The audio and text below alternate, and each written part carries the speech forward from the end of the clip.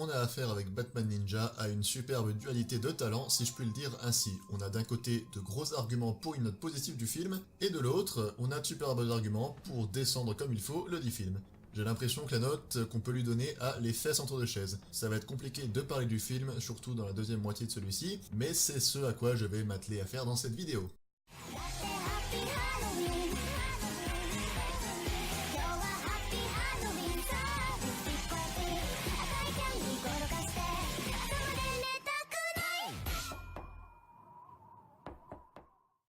Commençons d'abord avec une introduction de Batman Ninja. Film américano-japonais, ce film sera centré sur le personnage de Batman, comme c'est subtilement indiqué par le titre. Sorti au printemps 2018 et d'une durée d'1h25, temps classique pour les films d'animation qui font en général 1h30, son réalisateur sera Mizusaki Junpei qui aura également été producteur pour les animations Amanatsu, City Hunter Ryu no Propose ou encore Jojo no Kimyu Nabuken, Stardust Crusader.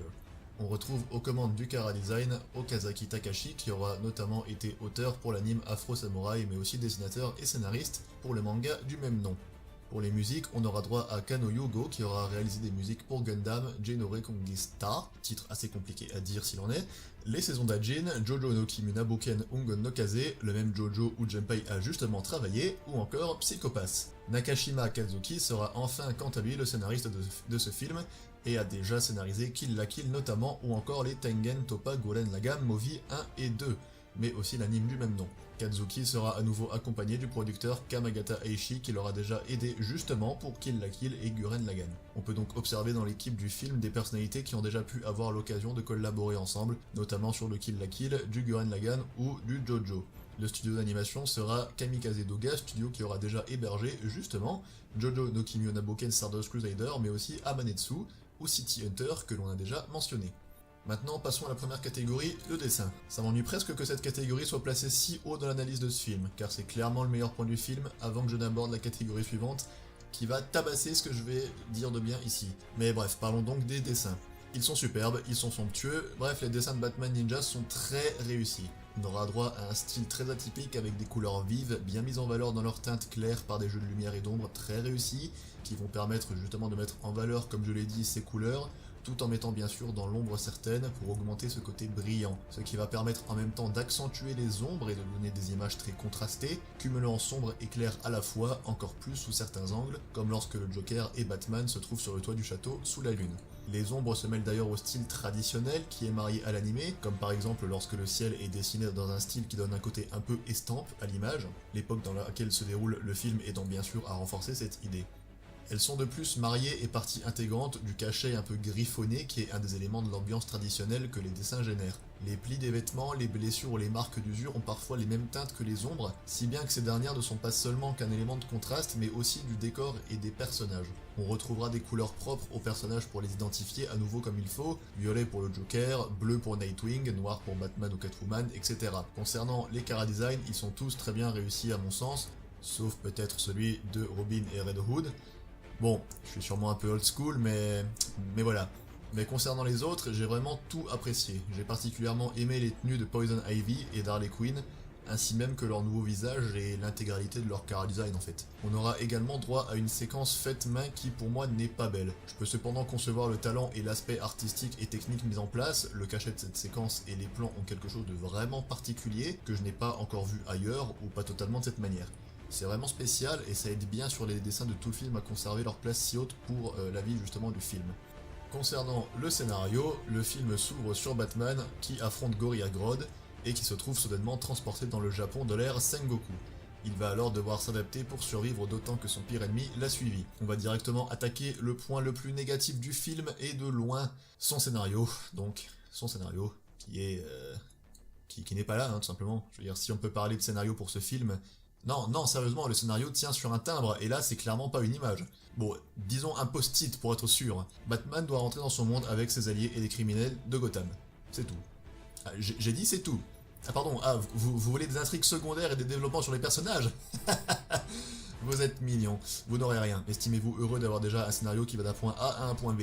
Ce film se contente simplement de reprendre les clichés de certains personnages. L'opportunisme de Catwoman qui retourne sa veste environ 3 fois dans le film, le côté fou du Joker qui sera d'ailleurs le seul personnage assez présent à l'écran pour être intéressant, les autres méchants n'étant que de simples figurants ou faire-valoir, le côté justicier de Batman, non sans deck, et le côté fou et dévoué d'Harley Quinn envers le Joker et voilà.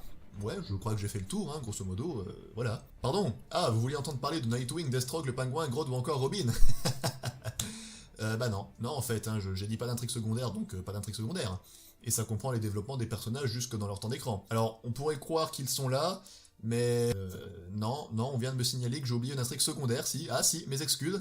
Il y en a une qui, elle, tient réellement sur un timbre. Dans ce monde, Batman fait partie d'une prophétie qui annonçait sa venue pour apporter la paix sur le Japon car il est arrivé 2 ans après tout le monde dans ce monde. Donc le Joker et les autres vilains ont eu le temps de foutre le bordel. Voilà, je crois qu'on a fait le tour, hein. Batman épaulé de ses alliés, des comics et des ninjas qu'il considère comme leur maître à cause de la prophétie, contre tous les vilains de Gotham. Pour le coup, j'ai vraiment l'impression de ne rien dire de plus, hein, j'ai rien à dire de plus, non. On a des scènes de combat et d'action qui sont là pour être là, en plus d'être totalement what the fuck et arrivé ici on sait pas comment. On croirait presque que le scénariste était là la première moitié du film, puis que la fin était faite par son fils. La transformation en méga Power Rangers par les châteaux, le golem Batman fait par un golem lui-même composé de singes, là ils m'ont perdu. Ah, et bien sûr je ne parlerai pas de la totale incohérence sur les machines de malades de type Gundam justement, qu'un Japon féodal arrive à construire.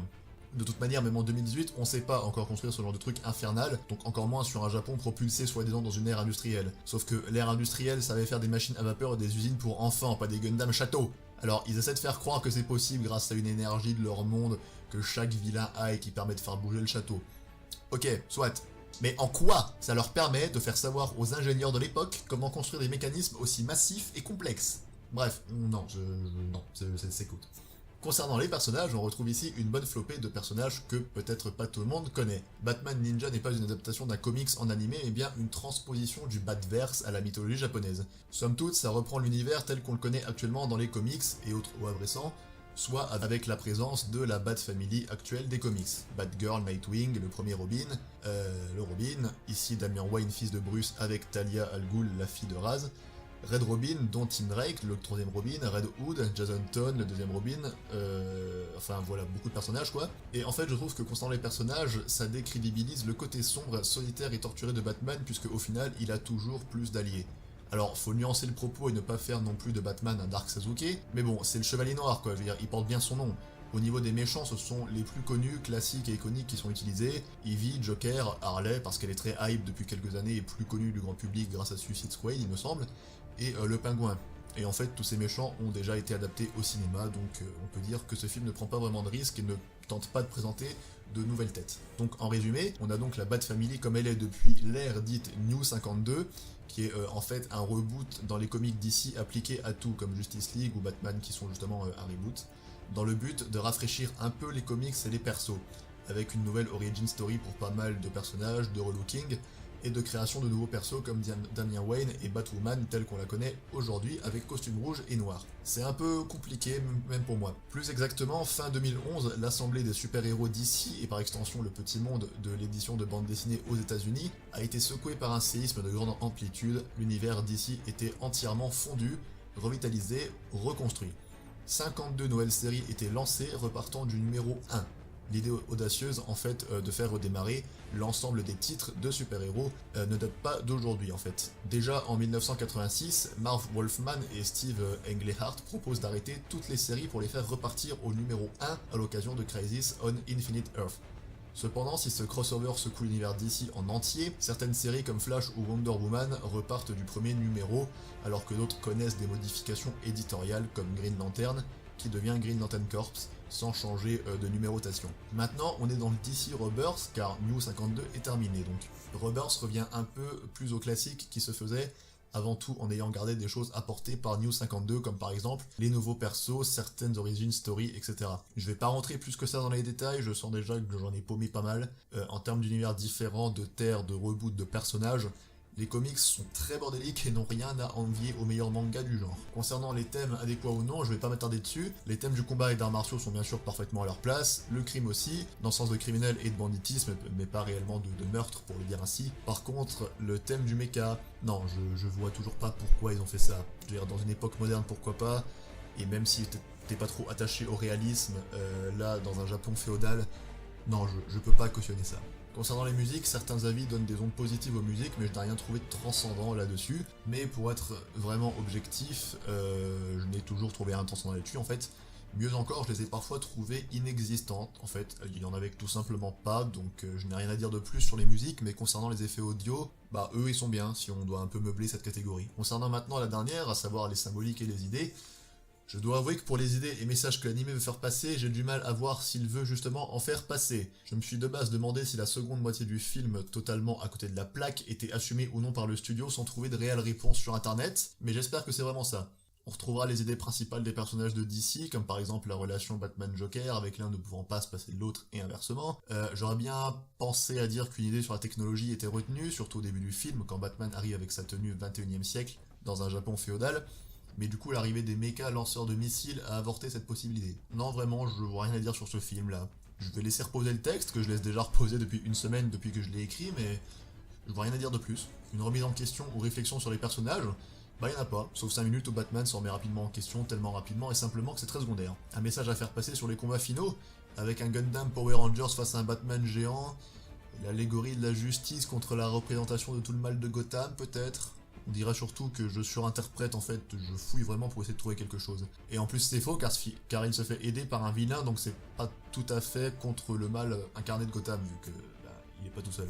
Pour donc conclure, terminer sur Batman Ninja, je donnerai la note de 11 sur 20 à ce film. Concrètement, il n'a pas grand chose pour lui si on retire sa direction artistique et ses dessins, heureusement de très haut niveau. La première moitié du film a donné un ton agréable au film, justement, malgré son apparente fragilité scénaristique, grâce à ses dessins et son ambiance très bien réussie, mais la seconde moitié du film a saccagé le peu de bonnes choses qui avaient été mises en place, y compris les dessins, avec les combats de mecha qui ont grossi les traits des formes au détriment de l'ambiance, mais bon, c'est pas non plus excessivement marqué. En bref, c'est une transposition maladroite et ratée d'un univers comics à la sauce japonaise, sauf si cette transformation what the fuck est assumée par l'équipe, qui aura tout de même le mérite de nous avoir fourni au moins de superbes dessins.